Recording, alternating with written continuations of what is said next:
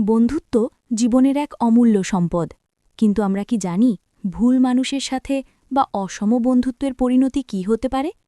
আজ আমি আপনাদের এমন এক বন্ধুর গল্প শোনাব যে বন্ধু তো বিশ্বস্ত ছিল, কিন্তু তার বিচার বুদ্ধি সঠিক ছিল না। চলুন জেনে নিই বোকামির সাথে বন্ধুত্বের ফল কেমন হতে পারে। এক মানুষের সাথে এক ভাল্লুকের গভীর বন্ধুত্ব হল। একদিন তারা দুজনে মিলে ভ্রমণে বের হল। দীর্ঘ পথ হাঁটতে হাঁটতে মানুষটি ক্লান্ত হয়ে পড়লে সে ভাল্লুককে বলল, আমি এই গাছের নিচে একটু ঘুমাই, তুমি পাহারা দাও।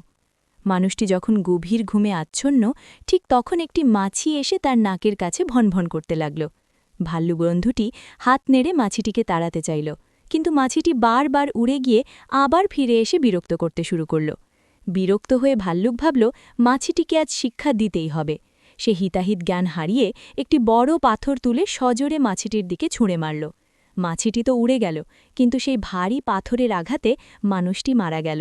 যদিও ভাল্লুকের উদ্দেশ্য খারাপ ছিল না, কিন্তু তার বোকামির চরম মূল্য দিতে হল তার প্রিয় বন্ধুকে।